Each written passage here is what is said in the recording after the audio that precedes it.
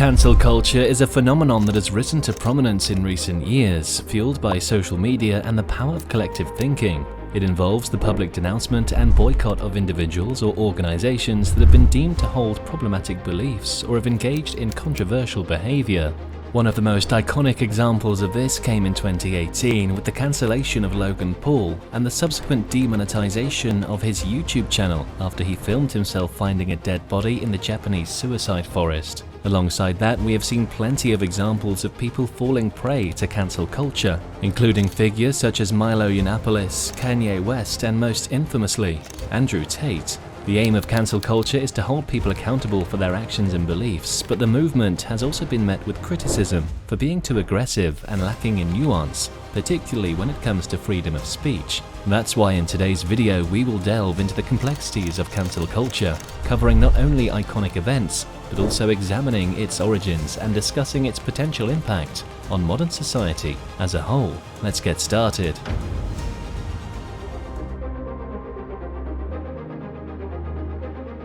Whether you realize it or not, the power of collective thinking is at the heart of cancel culture. When a group of people comes together and shares a common belief, it can shape the narrative around a particular issue. In the context of cancel culture, this means that a group of people can create a movement against an individual or organization deemed problematic. However, the influence of the group mindset can be dangerous. In cancel culture, it can lead to a lack of nuance and empathy towards the person or organization being targeted. The group can sometimes forget that people are complex and that there may be more to the story than what is being presented. This can result in individuals or organizations being punished without fully understanding the context of their behavior. One example of the group mentality in cancel culture is the controversy surrounding J.K. Rowling's comments about transgender people. After her comments were made public, Twitter was flooded with people calling for a boycott of her books. Tess Fowler, a Twitter user and transgender rights activist, went as far to say, "Do not read J.K. Rowling's transphobia manifesto. I already did it for you. Every line is misinformation, fear-mongering, misgendering, othering, ignorance, far-right language, dog whistles, and pure hate. It's not just ugly, this is hate.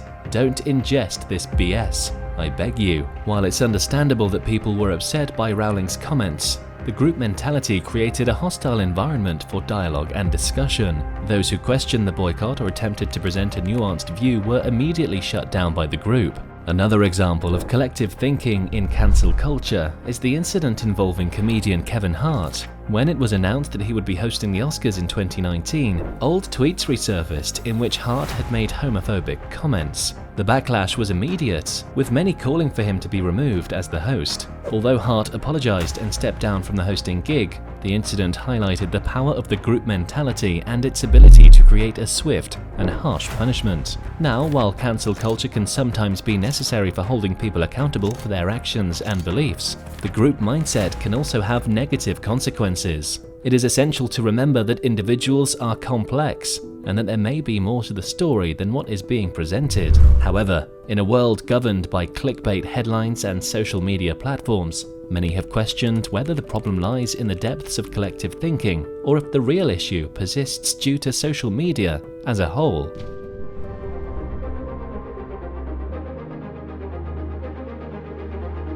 Many argue that the phenomenon of cancel culture has gained significant traction thanks to social media, which enables people to quickly and easily voice their opinions and rally support for cancel campaigns. And while cancel culture is not a new phenomenon, social media has certainly raised the stakes, allowing anyone with an internet connection to publicly shame those who they deem unworthy of support. The hashtag #cancel has become a rallying cry on Twitter for those in the cancel culture movement, creating instantaneous mobs with a single message. Take, for instance, the case of Justine Sacco. In 2013, Justine Sacco, a PR executive, tweeted a poorly worded joke about AIDS while waiting for her flight to South Africa. The tweet read, "Going to Africa, hope I don't get AIDS. Just kidding, I'm white." Within hours, the tweet went viral and people began to interpret it as racist and insensitive. The online outrage quickly escalated with thousands of users condemning her and calling for her immediate termination. The hashtag #HasJustineLandedYet started trending on Twitter, and people eagerly awaited her arrival in South Africa to witness the repercussions of her tweets. However, the extent of the backlash went beyond what many would consider proportionate. Justine Sacco's career was destroyed before she even landed. Her employer, a PR firm, swiftly announced her termination, distancing themselves from her offensive tweet. The incident had severe consequences for her professional and personal life, as she faced widespread public shaming and became the target of online harassment. While the tweet was undeniably heinous and offensive, the reaction from the online community demonstrated how cancel culture can swiftly and mercilessly destroy someone's entire life, often without allowing room for growth, redemption, or learning from one's mistakes. And thus, the case of Justine Sacco serves as a cautionary tale, highlighting the need for balanced and measured responses to offensive behavior, rather than an immediate and excessive rush to cancel an individual. Again, there is no doubt that what Justine did was objectively wrong, but did she deserve to lose everything she had ever worked to acquire simply because she made a mistake?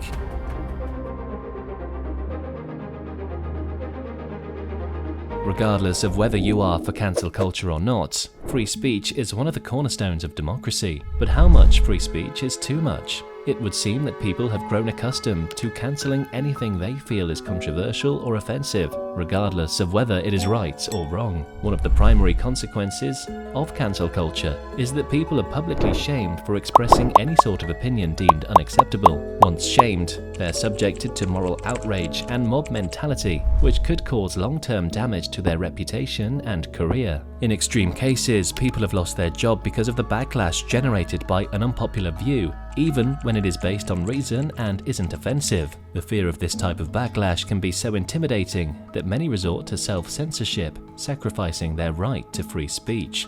One notable example was the controversy surrounding the COVID-19 epidemic, which saw numerous medical professionals socially ostracized and professionally cancelled for expressing reservations about the vaccine.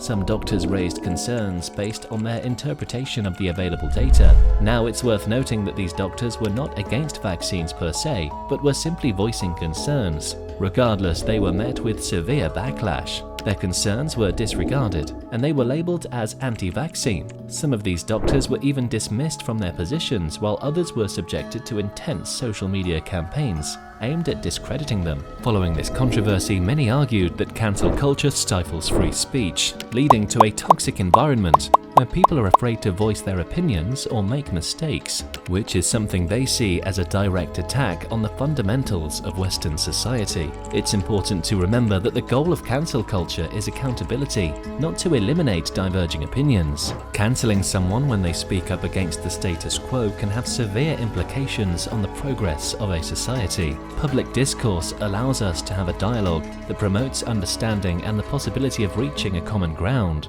Shutting down conversations and people for expressing their opinion could lead to an echo chamber of like-minded individuals with no chance of growth and the distortion of perception and reality.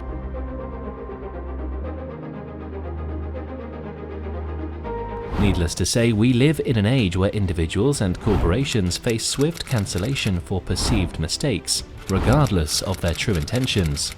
Fortunately, it is possible to challenge and nuance cancel culture narratives in order to discover the truth of the matter. The Johnny Depp and Amber Heard case is an example of how cancel culture can negatively distort perception and reality. Both Depp and Heard were embroiled in a messy divorce and allegations of domestic abuse. Initially, the narrative supported Heard's abuse allegations and Depp faced widespread cancellation. However, as the case went to court, the narrative began to shift, as it became clear that Heard had been intentionally dishonest. This scenario led to the exposure of Heard's alleged abuse of Depp.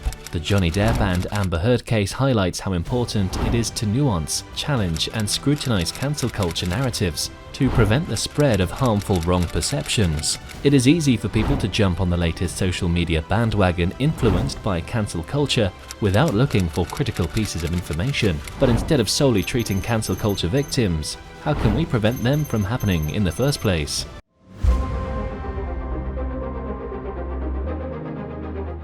The first approach to navigating cancel culture more constructively is to foster critical thinking. Cancel culture can often lead to knee-jerk reactions without considering the full context or intent behind someone's actions or words. Encouraging individuals to take a step back and evaluate the situation before jumping to conclusions can help to reduce snap judgments and irrational attacks. By doing so, we can create an environment where people are held accountable for their actions while also acknowledging the complexities of individual experiences and societal issues. Empathy is another critical component in navigating cancel culture constructively. It's crucial to remember that everyone has a unique background and perspective that influences their beliefs and actions. Instead of immediately cancelling someone's character or reputation, we must strive to understand their motivations. People are more likely to learn from their mistakes if they feel heard and validated.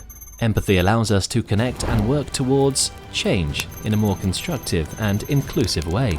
Finally, we must recognize the power dynamics underlying cancel culture. Cancel culture can be weaponized to silence marginalized groups or perpetuate systems of oppression. When canceling people with less power, it can further marginalize and harm those already facing significant barriers. Simultaneously, we must hold those in positions of power accountable for their actions and words. We need to create a balance where everyone is held to the same standards of accountability, without further perpetuating inequality and harm. Cancel culture isn't a black or white issue. It's complex and multifaceted. Holding people accountable for their actions is important, but it has to be done in a constructive and thoughtful way, fostering critical thinking, empathy, and respectful dialogue, while emphasizing the importance of a balanced and tolerant public discourse are necessary steps to navigating cancel culture more constructively. As we move forward, let us seek a balance where everyone is held to the same standards of accountability